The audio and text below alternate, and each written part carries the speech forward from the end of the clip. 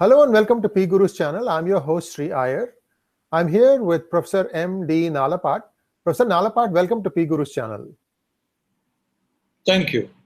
Just last week, you were in Sri Lanka as a part of a group, as part of a delegation to invite the previous president of Sri Lanka, Sri Mahinda Rajapaksa, to come and visit New Delhi in the middle of September.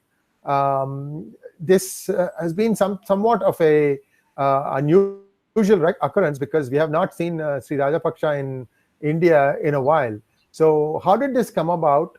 I know you are one of the critical players in the back end, and a lot of credit for doing the background work goes to you. So maybe you can walk our viewers through the preparations and what do you expect to see when Sri Rajapaksa visits New Delhi?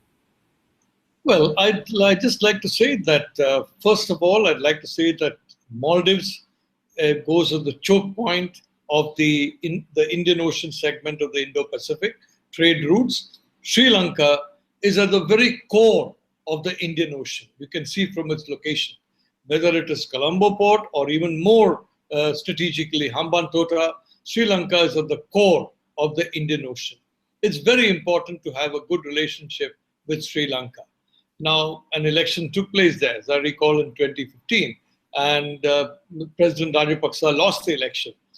There's a lot of buzz in Sri Lanka that, you know, the Indians working with the Americans caused the defeat of President Rajapaksa.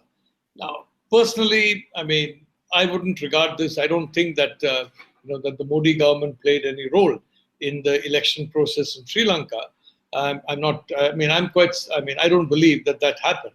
It could. I think the reason lies in the fact that the younger people of Sri Lanka were a little unhappy that enough jobs were not coming, enough economic development was not coming, even after 2009.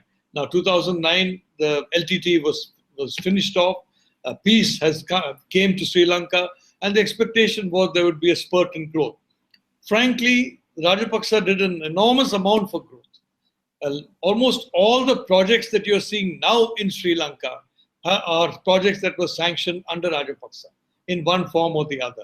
But unfortunately, by the time the election came, that was not visible. So as a consequence, he lost the election. But there has been this lingering if I may say so, suspicions about India. Now, the fact is that we in India, many of us, we admire Rajapaksa for the simple fact that he succeeded where the United States, NATO, and to some extent even we have failed, which is eradicating completely a terror group. If you look at Kashmir, for example, these guys are still operating. You know, they're not by a long chalk. It's not over.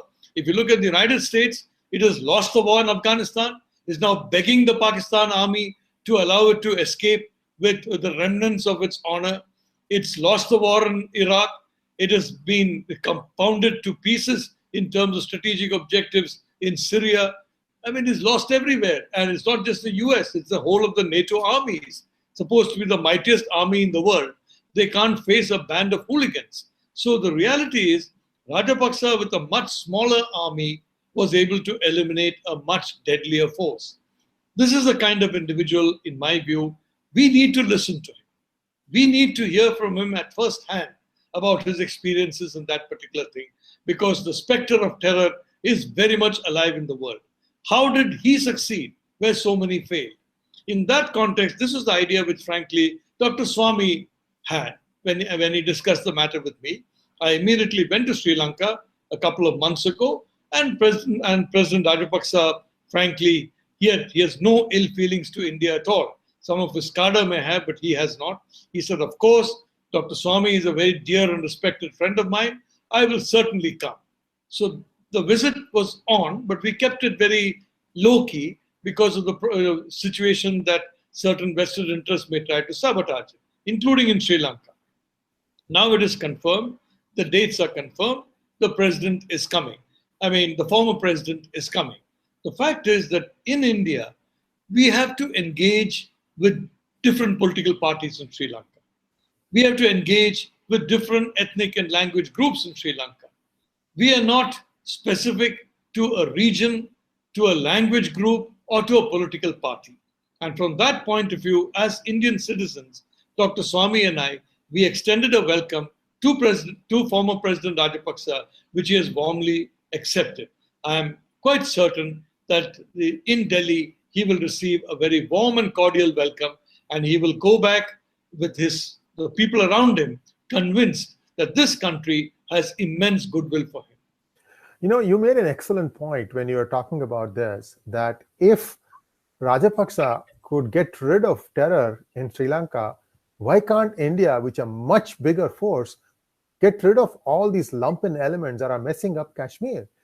I mean, that is something that Mr. Modi should really think about. He has appointed a new governor, and really, I mean, please give it some thought. It's not, the might. You have to have the political will to see through this, and there will be always an election every 2 months or so. That should not deter you from doing what is right. Thank you very much, Professor Nalapat. If you would like to add something, I'm sorry, I didn't need to add that there was tremendous pressure on President Rajapaksa in 2009 from very strong and powerful countries to stop the offensive, to allow Prabhakaran to escape. He resisted that pressure. Now, I mean, he showed, even a small country relatively to India, the leader, if he's resolute enough, can resist that kind of pressure. So he resisted that pressure, he completed the task, very, very frankly. So that is a lesson, I think, for us, that when we have a task, let's not allow any influence, inside or outside, to detract us from the task. Let us move ahead boldly, let us move ahead strongly to finish the task. Excellent recap of what India should be doing. Thank you very much, Professor Nalapat.